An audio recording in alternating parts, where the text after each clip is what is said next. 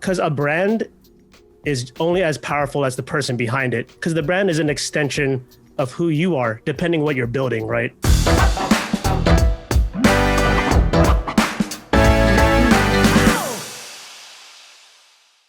All right, everyone. Welcome to Creative Haven. I have such a special guest today. This is a friend of mine, a longtime friend, and I'm really happy to have him on here because we have been growing up in LA together, basically as 20-year-olds and in our 30s, and honestly, just helping each other grow our brands. And this is Justin Rimon, and Justin and I have been friends for a long time, and it's been really cool to see him grow with his brand and his career. And you know what? I'm going to have him talk a little bit more about his history and where he's at now.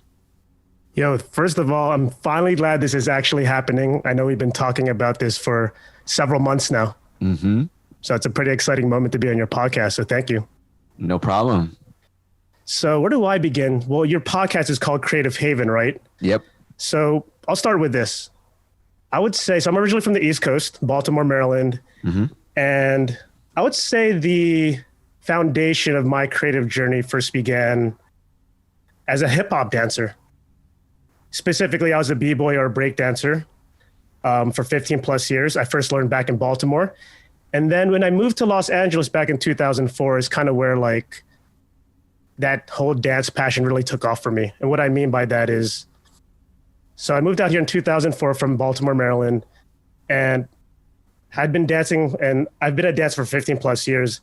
And one important aspect of breakdancing or being a b-boy or a b-girl is this idea of honing and crafting your own original style and also original moves and movement. And that's kind of what like would set you apart from the crowd, because if you were like a silhouette, right?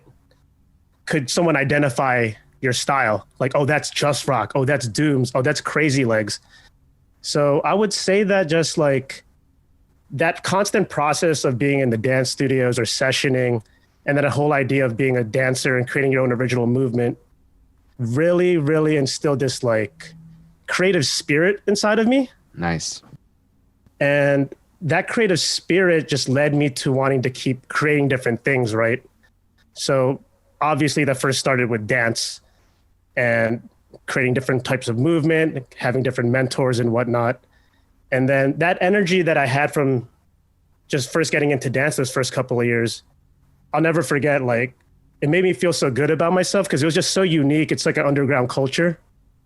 And it led me to wanting to create my own hip hop and breaking club on campus at Loyola Marymount University. So I was like, yo, let me take this further, right? And I was like, let me gather like members and like grow this thing and like see where it takes me. Kind of not knowing where it was going to head. It was special, you know, that b-boy status thing at Loyola Marymount University. Like that was like my fraternity. You know what I mean? That's where I grew. That's how we met. Oh, that is how we met. That's right. Because Strive TV. We were, so my breakdancing brand, Strive TV, we were covering Claws Out. I don't know which one it was, maybe 2, 3, 1. And we were covering your event. And I remember meeting you there, and there was pretty good battles, very impressive. And it was in LMU. And it was a very great showmanship from a lot of the dancers and also from you as college students. I was just impressed by the organization and also the amount of energy in the room. I'll always remember that because I was on stage filming it. That's amazing. But yeah, no, that's so awesome that you started that from your passion. And what helped you kind of just keep it going for all the years you were in college? There's several things that kept it going throughout those years. It was my club, B-Boy Status. It was meeting people and creators in the community, you know, really like talking with the dancers, competing on the ground level with them, really being like entrenched in the community from the ground up, meeting people like you know, getting feedback and just about how much you guys like really enjoyed our events. And just kind of to backtrack, it was because when I started B-Boy Status, you know, I was talking about, I created that because I was a dancer. Then when I started B-Boy Status, I was like, what's the next step? What else can I create? And then me and my roommate at the time, Sam Mark, shout out to him. We created this event called Claws Out, which you're talking about, which is it was like an internationally known street dance competition. It was just a mixture of like the people in my club, the support the university was giving us in terms of funding and just like other kinds of resources like community support and getting the word out. The event actually won like event of the year my senior year. And that was a huge like moment and kept me super motivated because that was the second year we did Claws Out. And we kept it going for another 3-4 years until like, I think we threw it from 2006 to 2011. So I would say the thing was that always kept me motivated was just being on the ground level in the community, attending these events where the dancers were at or like hip hop enthusiasts and really like being entrenched in the spirit of that culture. Yeah, I think that also shows how you were dedicated and passionate about the community, which also in turn led to your success with the event. Because when people try to build brands or an event and they don't even pay attention to that community, that audience, they just throw a brand and just throw a bunch of advertising and hope that it's going to be a success. But most of the time it isn't, because once a certain CEO or a founder of an event is really, shown in their true light as someone who's not even involved in the community or as someone who's not even involved in the industry, but is just doing it for money, then you just see a lot of people kind of stray away from that person and from that brand. And you were able to create such a strong brand, and you actually even took it to, I remember Just Rock Thursdays afterwards, where you had your own All Styles battles on Thursdays in Santa Monica, and you were able to get some of the industry's best dancers to come out and dance for free for prize money. And that's an accomplishment in itself. And that's pretty awesome. Some of the best times, man. Some of the best memories. Yeah. No, so talk about how, you went from Claws Out and then graduated from college, and then you got into, of course, the real world, quote unquote, of getting a job, but also finding your creativity and your creative passion still in dance to create that Just Rock Thursday. Yeah. So it was because of that Claws Out event and B-boy status and just being a dancer that really like catapulted me like into that world of like community building, experiential marketing, branding, and even talent management. It's where I learned really most of my business savvy and marketing savvy, because when you put an event together, you're just being really scrappy and like learning everything on the go. You know what I mean? Like it's a lot of different components, a lot of different moving components. So when I was doing Claws Out, what happened was I started to build this passion for like wanting to work with talent, right? And that drive to work with talent made me want to not only throw events, but work in the industry. Like I wanted to work for a talent agency, because at that time my goal was I want to be a talent manager or a talent agent. I wanted it so bad that like I used to follow up with this talent agency called MSA and other ones, maybe even Block and Clear. And I just wanted to put myself in that environment. No matter how many times I followed up, I just wanted to be super persistent, because I knew I had the event savvy at the time, but I didn't know and understand how like the dance industry worked or the choreography industry worked. So I somehow got the assistant job, right?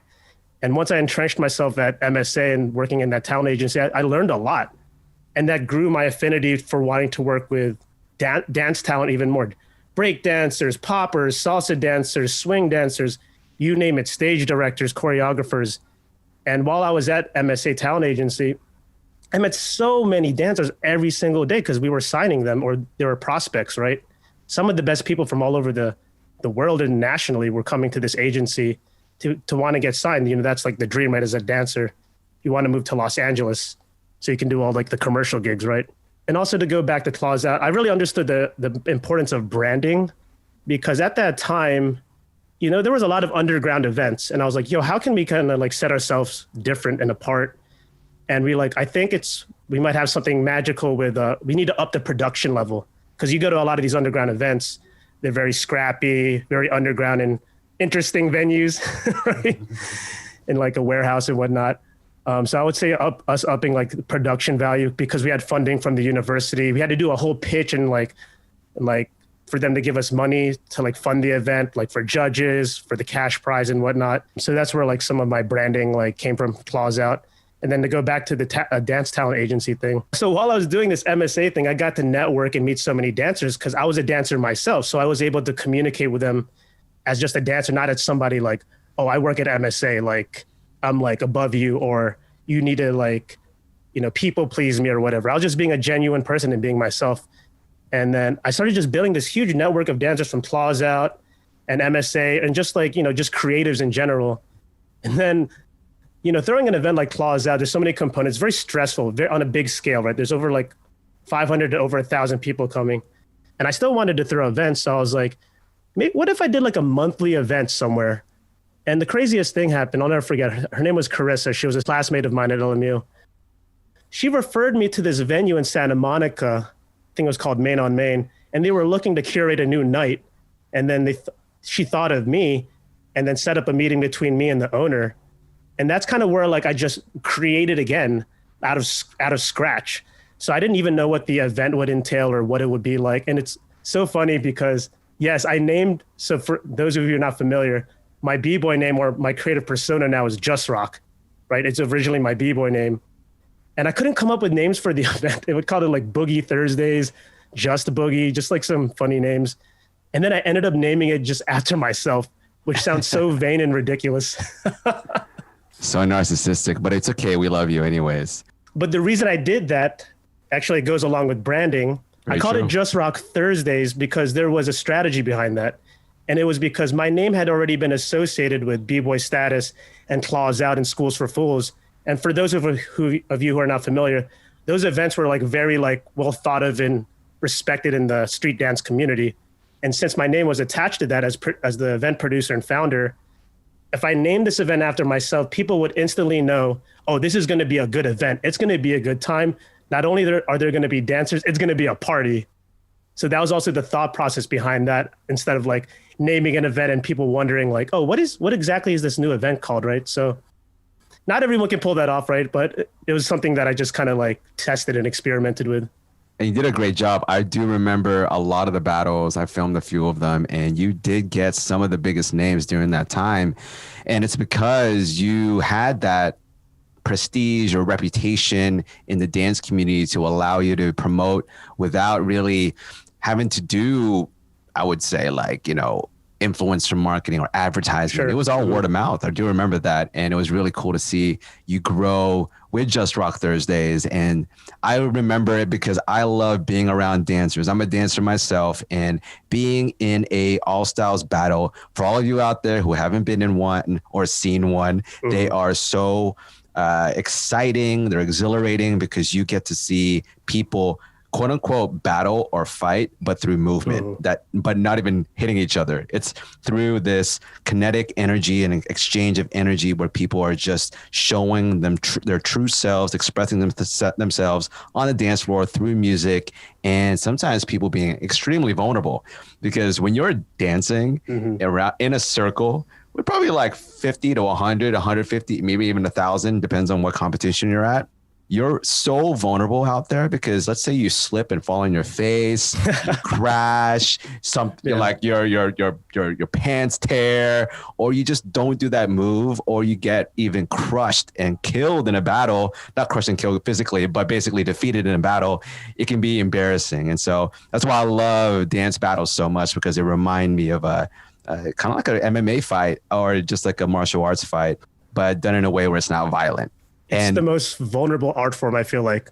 It is because with dance, it's also your expression of yourself. It's an expression of who you are and what you want to express to the world. I know that for a lot of creative people, it's easy to understand, but a lot of people who aren't in this world, you see it like, oh, they're just doing moves. They're just, choreographing their own, set of moves together. Sure. But sometimes when you're freestyling, when people are in a dance battle, they're freestyling. That's what the beauty is about dance battles, that you're freestyling. And it is in a point in my mind is kind of like a battle or a physical battle or a fight because of counter moves.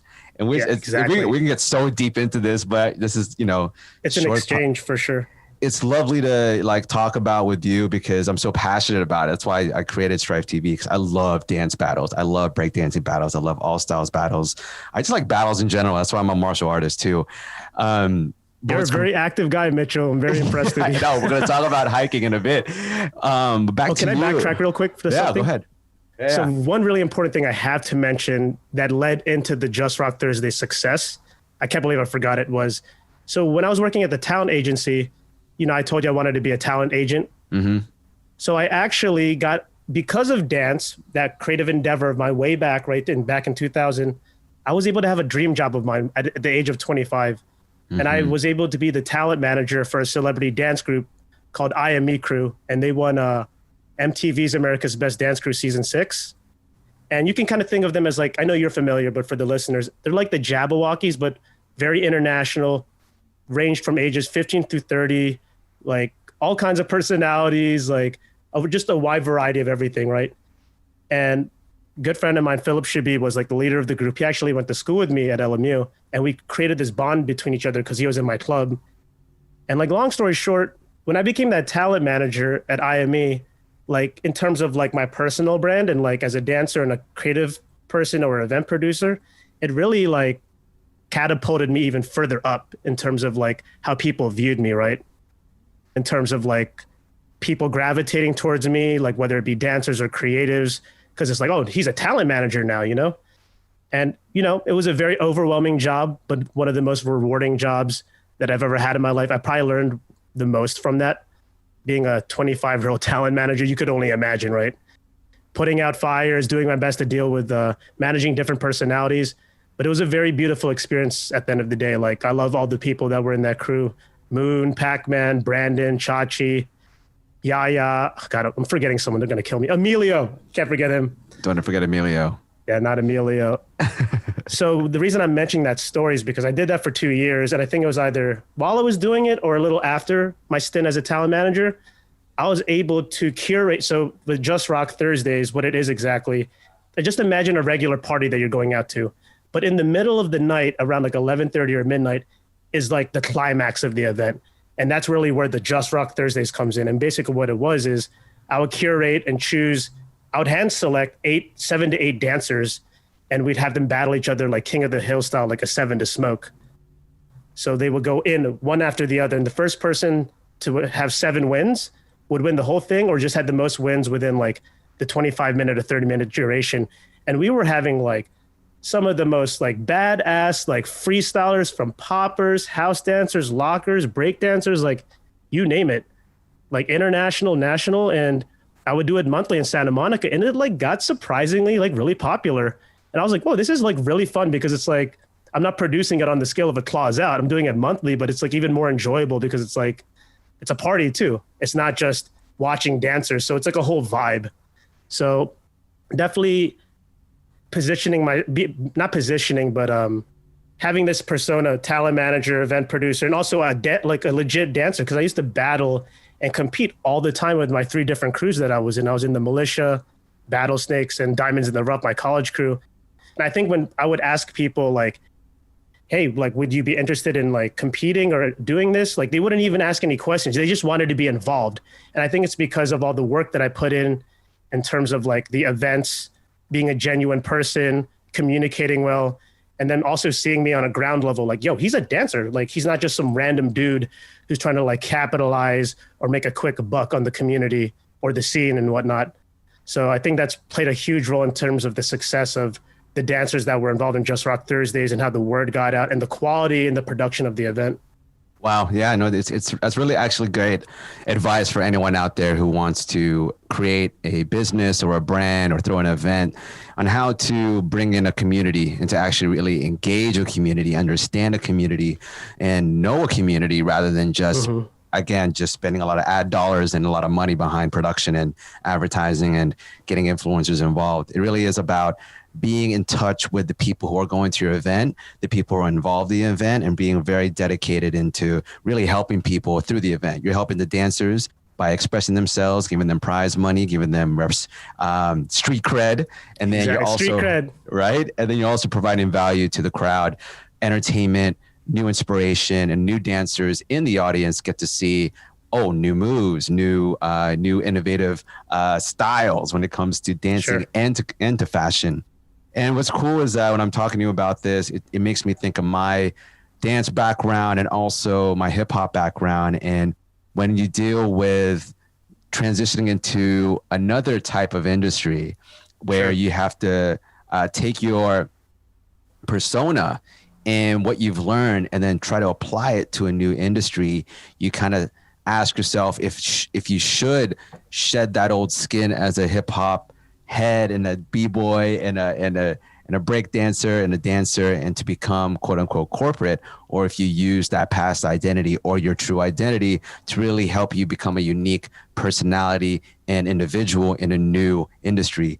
And that's how you actually transitioned, right? Right after I Am Me. Also, before we, transition into the next part, I would actually want to ask you, what did you learn managing I Am Me crew when it came to branding and marketing? Like, what were like some of the great decisions that you made or the crew made that helped them catapult their online influence? Sure. So this is actually the perfect group to talk about this topic because the group I Am Me crew was all about individuality. That's why it's called I Am Me. It also stands for Inspire, Motivate, Energize. And the reason they won the MTV show is because they were considered the most creative and innovative group in the whole entire TV show's history because they had this style that they called brain banging.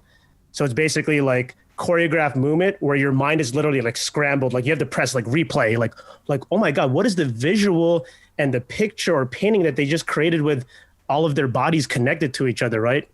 So I was blessed to be able to work with a crew that was already so creative because of Philip and Moon and everyone else in the crew, because Philip was the creative genius, especially one of the most, Philip Shabib, aka Pac-Man, was on So You Think You Can Dance. Probably one of the most creative people I've ever met in my life. And one thing I always noticed, even before they won the show, that really made them stand apart in terms of like their branding and creativity, and that I always was on board with, was this was during the time of like creating like YouTube dance concept pieces. So it wasn't just your normal upload a video, you're just dancing. They would make stories with these things. It would be like mini movies, like Alex D style, but like on the ground level, right? Yeah, no, Philip actually won an award at the World Choreography Awards. The same year I got nominated, actually, with the train video, the train choreography video in the train station. But keep going. Yes.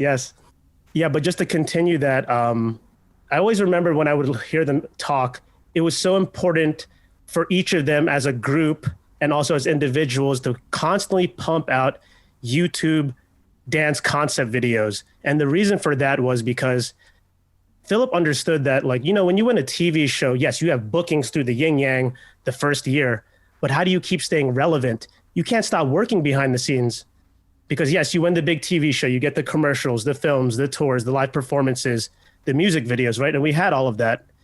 But a lot of the crew knew and understood that how did we even get here in the first place? It was because they were so consistent about their producing content, specifically dance concept videos on YouTube. Like they would make trailers for when it was about to drop to build up anticipation and excitement. Like Philip was doing that in Moon. Like they were like pioneers of that stuff, And it was that I was like, yo, these guys are crushing. They get it. So that's what I definitely noticed about that, because I know but like these videos were like, you were so drawn to them because there was a story behind them.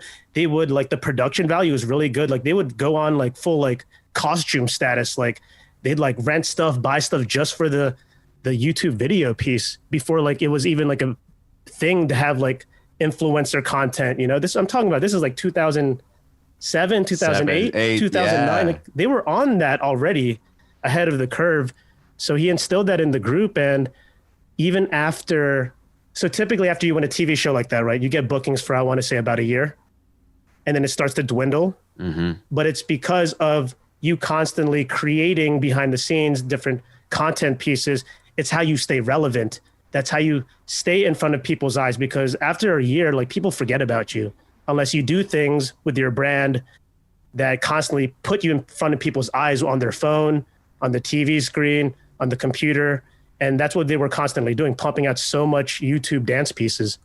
That's so true, because I do remember the finger tutting videos with Moon and Pac-Man. That's how I got into them. And oh, that's right. The whole idea of YouTube back then in the dance community, it was foreign because a lot of people, it's right now it's so different, but back then people didn't really have access to good cameras. To tell you the truth, it was just DSLRs and people who were really interested in those videos. Now people can just set up their phone and a selfie stick and then put it on the ground, and they can bust a live video and do some moves, and they can get millions of views. It wasn't like that back in 2008. So crazy, 12 years ago. And it's the whole idea of pumping out content consistently, especially dance content consistently, is so key to his success and the crew's success. And it's because with dancers and a lot of artists and influencers these days, I'm sorry to say, you're a dime a dozen. You know, there are so many creative people, and now the world is involved. It's not just America anymore. We're talking about the whole world just opened up. So now your competition is worldwide.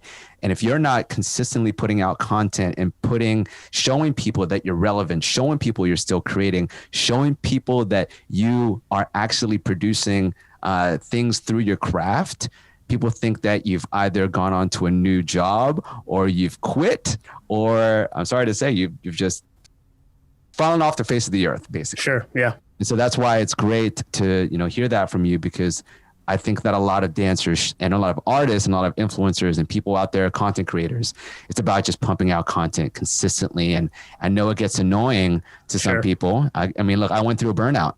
I went through a creator burnout. I was pumping out videos every week, every day. I had a point where I remember I remember when I was editing videos, and I just didn't care of how it looked. And I remember the one time I just uploaded a video. I didn't even think about putting cards or end screens or even a title card. I just uploaded it, and I didn't even want to touch a camera. I didn't want to touch a camera. I didn't want to watch a YouTube video. I was done. And so consistent content is a lot of work, though it is something that you need to have these days for branding and marketing and building a business.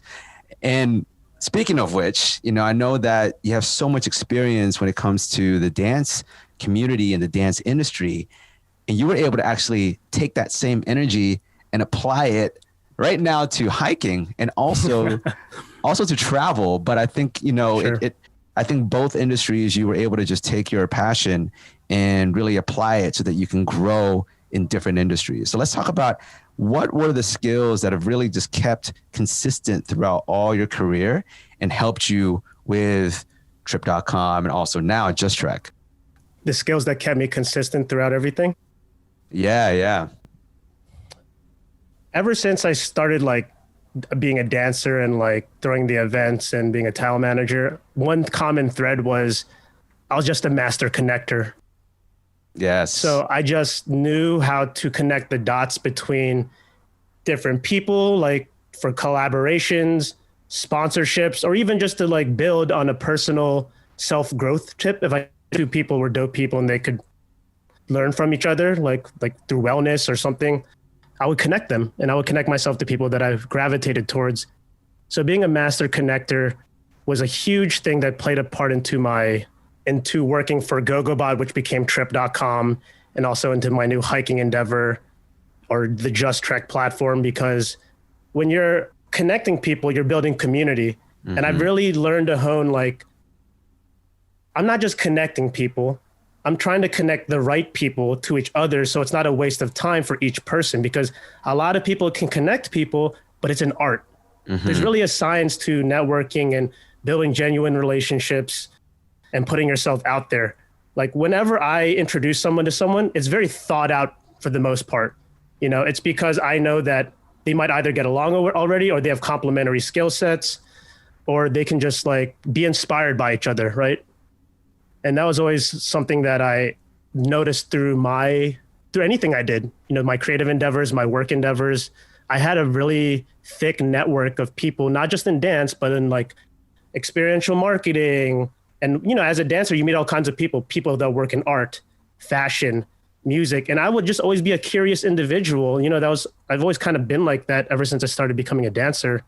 I just genuinely loved meeting people and learning their stories and connecting with them on that level, and actually following up with people and like asking them how they're doing, like what are they up to next, like those kinds of different things. So that all played a part, like in terms of like understanding how to network properly, how to connect people or companies or brands to each other. Really catapulted me into like seamlessly like getting into some of my jobs. Like when I worked at GoGoBot, I was the LA community manager. I was recruited into that role because they knew my background in talent management, event producing, and marketing and branding. So yeah. That's right. I mean, being a linchpin and building a community is so important when you are building a brand, because when you are connecting people to other people and you're introducing, that's your reputation. You know, you're exactly.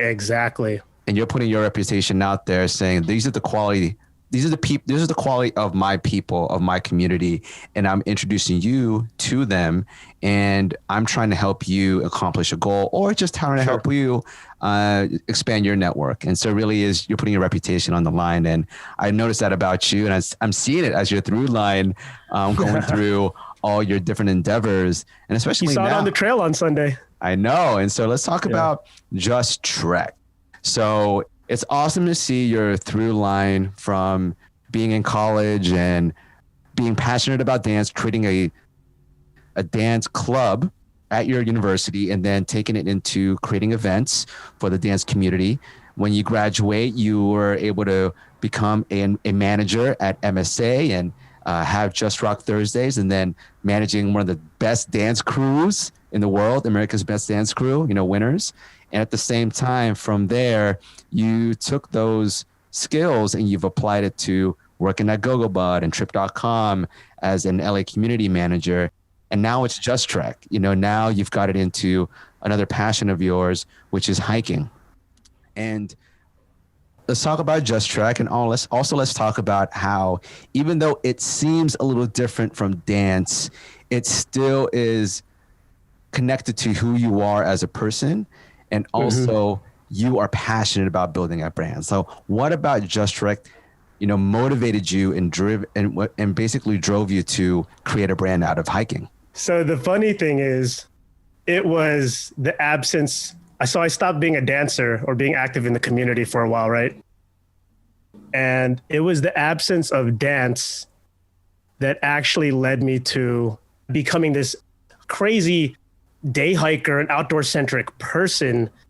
And because I guess to get a little bit into it, the absence of dance left a void in me, and I didn't have this passion or outlet anymore for exercise, for a creative outlet. And I was just kind of like stuck in like a creative rut. I guess I got burnt out from the certain things about the community, and I still love it. I still am a dancer, but not to the degree that I was before. Right. So I went through some years, maybe 2-3 years where I was just kind of like, just floating around, working at different companies and agencies. I used to work with Mark Feichel, remember Rebel Industries, amazing experiential marketing agency that I learned a lot from. And the absence of dance led to Just Trek, and it led me to getting a gym membership again. And it was from getting that gym membership and getting back into the groove of getting active again, I started to feel good about myself. And then it was, what can I do on the weekends aside from going to the gym where I can get a good workout and like just experience something different? And it was the thought, hiking just popped into my mind. This was like 2017. And that's the start of like the whole Just Trek platform and the whole thing, because I remember the first couple hikes I did out here in LA. I never really explored the outdoors of Los Angeles. I had no clue. I'd been here already at that point for 13 plus years.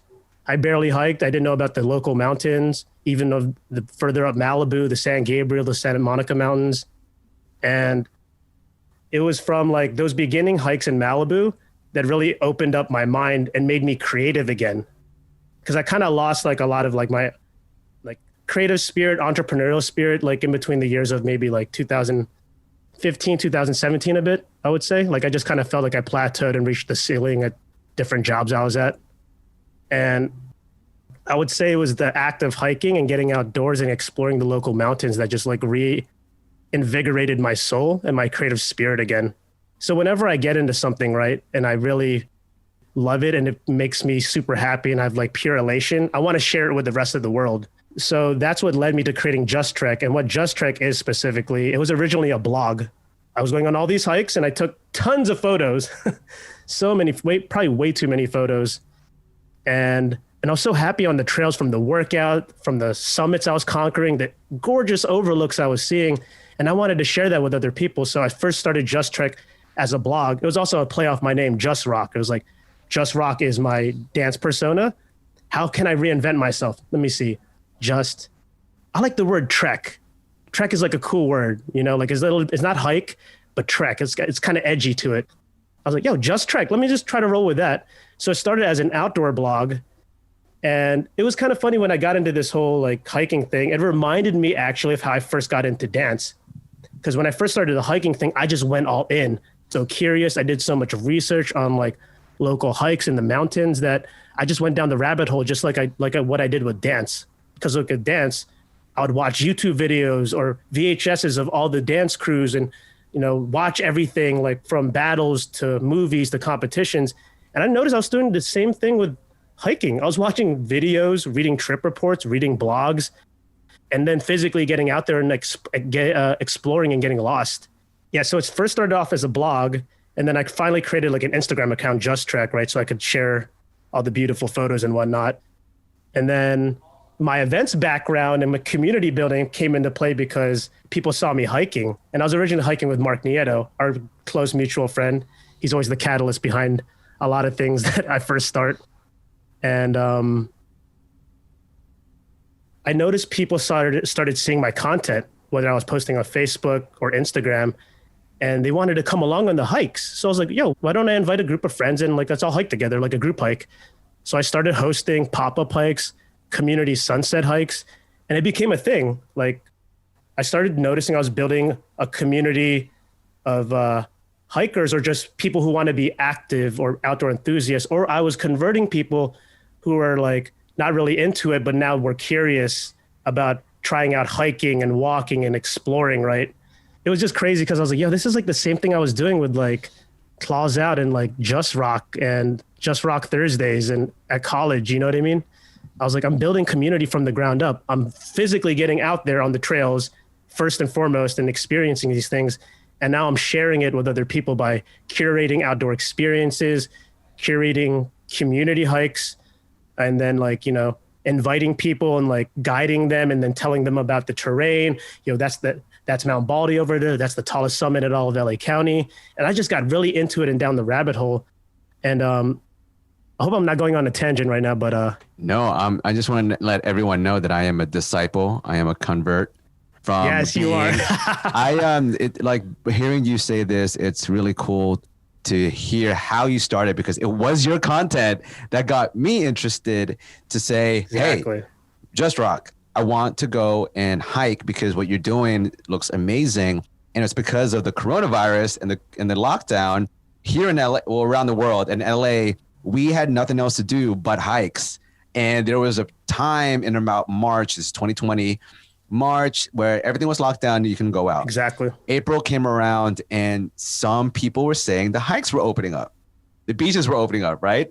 And that's when people were getting cabin fever and realized, oh, I can go outside and actually enjoy the national parks. And I said, actually before that, we went on Strawberry Peak. But it was during this whole year, this whole interest in hiking really elevated and increased in California, especially in LA, because no one had anything else to do. And that's why I think your brand is outstanding for right now. It's perfect for right now. And the content was so on point because that's what got me interested in hiking. And everyone out there who is in Los Angeles or Southern California or who are visiting, you should come with us. Just Trek. We go out to the tallest peaks in the world. Well, in Southern California, but in my mind as the world, they're so big. And we bag peaks. And I am so happy because this past Sunday, we just bagged one of the tallest peaks called Ontario Peak.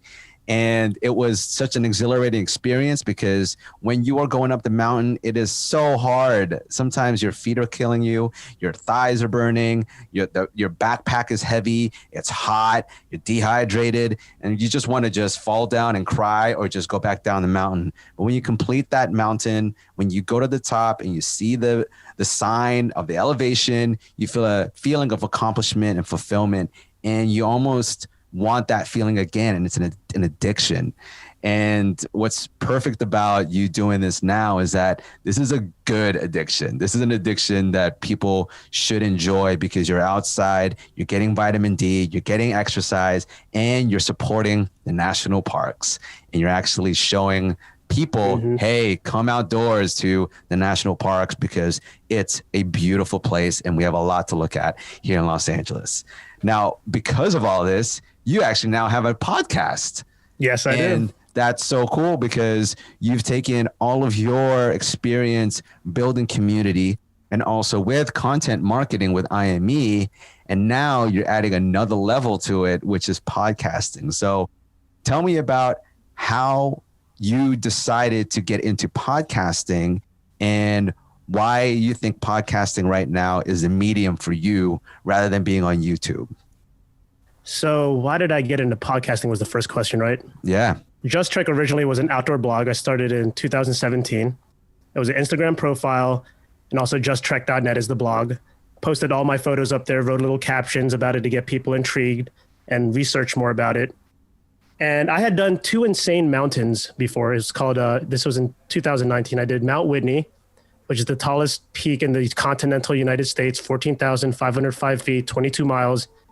And also I did Half Dome, which is the most iconic landmark in Yosemite National Park. And so what I did was I wrote trip reports, very lengthy, very detailed storytelling of what happened on those hikes. And after I published the trip reports, it was awesome. It was a cool experience to write about it and reminisce. And then an idea popped into my head. I was like, what if I did like an audio trip report? And instead of like people reading a trip report, they could hear it. So I first started doing that, and I was literally just reading my trip report. And I was like, it's kind of weird hearing my own voice and really awkward. I wanted to slap myself in the face several times. Because as you know, as a podcaster, you're trying to find your voice. It's really strange to hear it, right? Yep.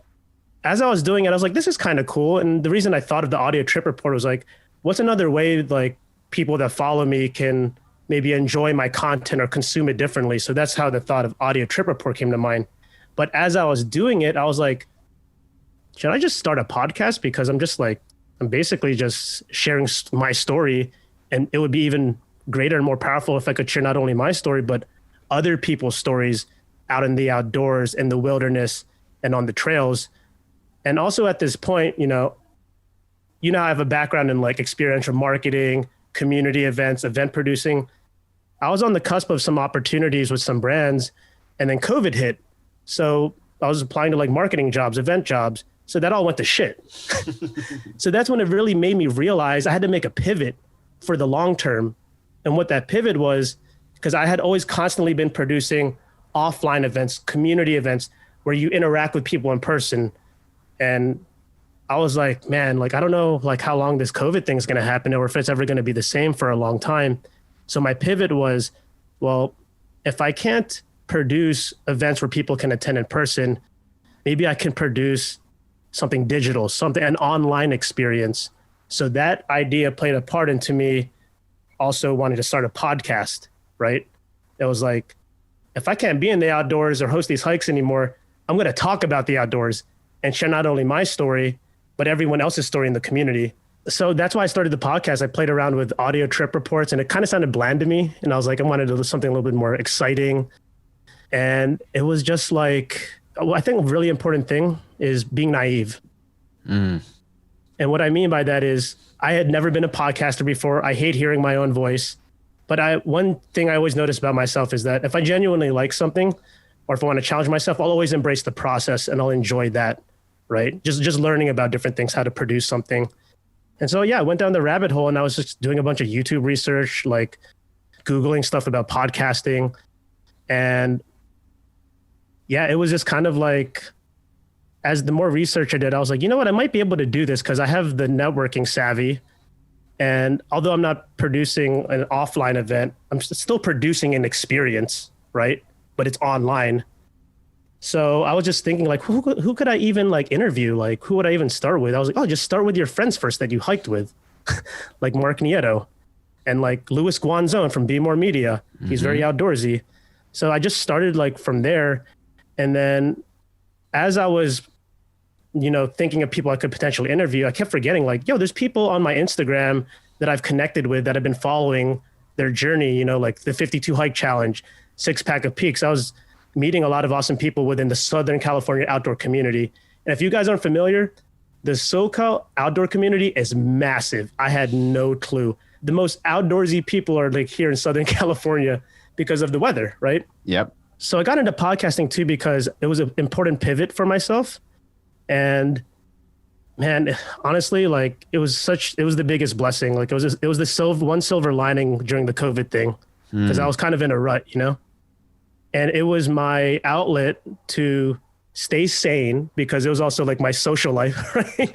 Yep. It's like, you can't meet with anyone, but if I can do this podcast and talk to someone for an hour or two and learn their story and converse back and forth and have awesome conversations and people can learn tips from them or just laugh or just like decompress from everything, the world around us, like this might work for me.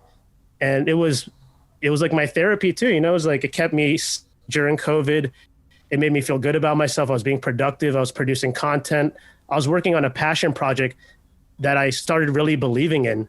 And I believe in it even more powerfully as I'm talking right now to you. Like it's going to be a whole movement because it's umbrella of wellness and well-being and self-improvement and self-help. So that's how I first started it. That's amazing, man. And it's funny you say that because I do see that podcasting to me is the social hack. It's the hack you can use to film your meetings or record your meetings with people you want to talk to and people that you care about and even people that you're interested in. And it's a great way to spread a message, tell a story, and really help others shine.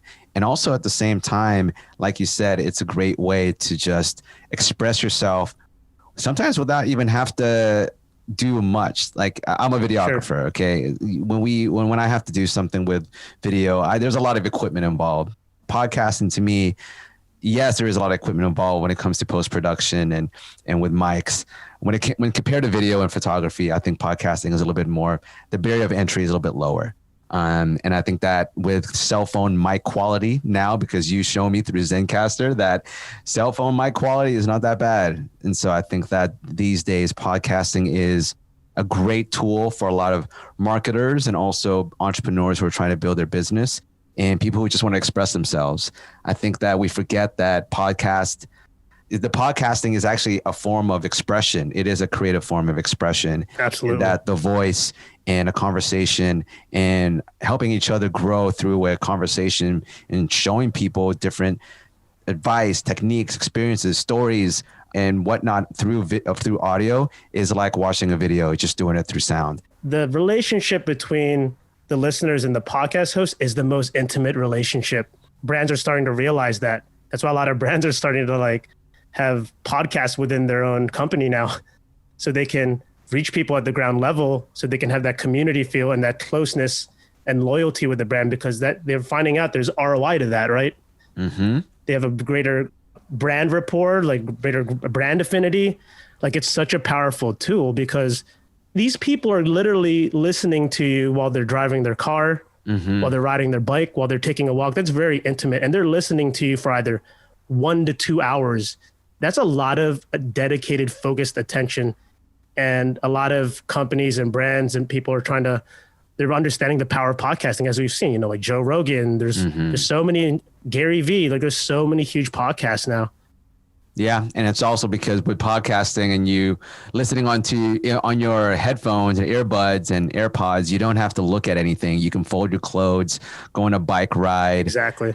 Not really pay attention sometimes. You could be driving, like you said, and you can be hearing a story, learning something new, and experiencing something through sound and audio. And I love it because I think that there are so many different types of social media platforms that's getting oversaturated. And podcasting, funny enough, is one of them, though it's something that's a little bit more intimate, like you said, and also accessible and easier to produce and powerful at the same time. So everyone out there who's been thinking about a podcast, it's pretty cool. And at the same time, you can make a lot of content out of your podcast. Like what I do and what you do is creating audiograms. And so it's a content multiplier. You're able to have a conversation with someone that you're interested in or you respect, or you just want to help spread their message or their story, or you just want to have a conversation and just record it. At the same time, you can chop that up into different pieces of content that you can post on social media. And that helps you and that helps the guest grow, because then now you have pieces of content to grow your brand and your career or your company. And with all this, you going into podcasting and of course dance and marketing, how do you get into your creative flow? Like how do you get into your creative flow state to create these ideas or design your clothes or jump in a cipher? Or how do you come up with creative ideas? How do you get into your creative flow? So I touched upon it earlier, and I would say there's a few things, but the first thing I'll mention is that the biggest thing that got me back into my creative flow and my flow state was exploring the Southern California local mountains and doing these intense and challenging day hikes. When I say day hike, I'm talking about like 10 plus miles, 15 plus miles, like takes anywhere from like 8 to 15 hours. And it was because I was doing that, it opened up my mind. And what I mean by that is like, when I'm out there on those mountains, I feel like I'm traveling. And that's the beautiful thing about hiking. The only difference is that you're exercising to get to your destination. So I get these feelings of creativity when I'm out there on top of a peak or just exploring, because it opens up my mind like, wow, there's so much out there. Like there's so much out there for me and just for myself to explore and the world around me. And it just puts me in this like such a good headspace. And that's important for my creativity. Like I need tools in order to get me into a good headspace so that ideas can flow, that I can think without things distracting my mind. And the mountains have been a huge part of my getting into my flow state, which also touches upon my other thing that helps me is just being physically active. So obviously the hiking and the mountain things and peak bagging is such a physically active thing, but it doesn't have to be that. I do neighborhood walks all the time. I bike now. I like getting really into biking, doing like 20 plus, 30 plus mile bike rides along the beach or the Bologna Bike Creek path here in Culver City, or running around the neighborhood. But just staying physically active is so important for my creative juices, because Jim Quick, right? No, I don't. Jim Quick is he's the brain coach of like high performing individuals like Elon Musk, Will Smith, like those kind of like people, right? And I'll never forget, I was listening to a podcast, I forgot which one it was, but he was the guest, I believe. And he said that if you can change your physiology, you'll change your psychology. Mm-hmm. So physiology meaning like, break a sweat, just move, and it'll change your psychology about things. Like being physically active, like whether it's fighting, boxing, like running, biking, whatever it is, right? It just puts you in this place of you feel better about yourself. It reduces anxiety. It reduces negative thought pattern in your head, which is called rumination. And it just like really keeps you more focused and, reduces anxiety and like depressive episodes. It's true. Oh, and also, I don't want to forget this. So one thing I noticed, I didn't even think of this before, but you know what else gets me into my creative flow and flow state? What's that? My favorite radio show. What's that? It's called the Future Beats Radio Show. It's based in London. Nice. And it's hosted by this guy Complexion. And if you guys are familiar, it's kind of thing of like Selection, but like in Europe. And this guy named Complexion, he produces this incredible radio show called the Future Beats Show. And what it is, it's a 2 to 3 hour show. And it's just like, it's the most amazing music discovery I've ever like heard. Like a lot of the music and beats, they all like evoke a sense of like belonging, like nostalgia, like traveling, adventure, like all those emotions mixed in, right? And it's also kind of like podcasty because he talks about each song and he has a certain kind of tone of how he talks about it. He talks about like sunsets, like he talks about like, he's like, oh, before you listen to this song, like imagine that you're walking through the meadows, and he's like taking you on this journey. And I always play that radio show like whenever I'm like trying to figure out maybe ideas for like new podcast guests or like maybe new questions to ask people or maybe new wrinkles I want to add to like my intro, like it just opens up my mind when I hear like really incredible music. And like the vibe of the show, it's called Future Beats. So it's a mixture of like ambient music, a little bit of house, maybe some hip hop beats, some electronic beats. It's a whole eclectic vibe. So that I've noticed I use it like to get me into like a creative flow state, like just listening to like a radio show. So shout outs to the Future Beat Show and Complexion for sure. I gotta listen to it now. I love music and I also love hiking and being active. So those are two pieces of advice or two things that I would do in my own world as well to get into a creative flow state. So that's great advice. And you know what, Just Rock, thank you so much. Before we, head off and go, because I know that you're a busy person, I wanted to ask you, what is your advice for people out there who want to grow a brand and are trying to figure out, okay, how do I do this? Especially creative people who want to grow an online brand and be an entrepreneur. What is your advice to them on growing a brand online through content and through marketing and using creativity to do that? I have to say that, especially with my new endeavor, the Just Trek platform, it's a podcast, it's an outdoor blog, it's a hiking crew. I really came to it because I think because a brand is only as powerful as the person behind it, because the brand is an extension of who you are, depending what you're building, right? So I would first say I advise finding your true north. True north signifies like the journey of finding your purpose and why in life. And I had lost that for a couple of years. I was just kind of doing different jobs to make me feel good and kind of just like, just floating on by, but not feeling like challenged creatively or career-wise. And I really needed to hone down and find out like, what is my true north? Like, what is my purpose and why? And if I focus on that, good things will start to happen and I will find what that is in the process. So I came to the conclusion, it was very simple. It's not gonna even sound super like epic, but I realized my true north is just like, I wanna help improve people's lives. And how do I help improve people's lives? Through a couple of tools, through conversation, through the podcast, inspiring people to get outside of their own head, to explore the beautiful world around them, right? And then also these community hikes, getting people physically out there, getting exercise, and then also the blog to inspire them to have the idea to explore and travel or just go around your neighborhood and kind of just trek, just get on out there and put yourself out there in the world. And that's how like I kind of advise, like if whether you're a brand listening in or you're thinking of creating a brand, like if you can find your true north first, everything's going to fall into place because things are going to like make sense in your mind.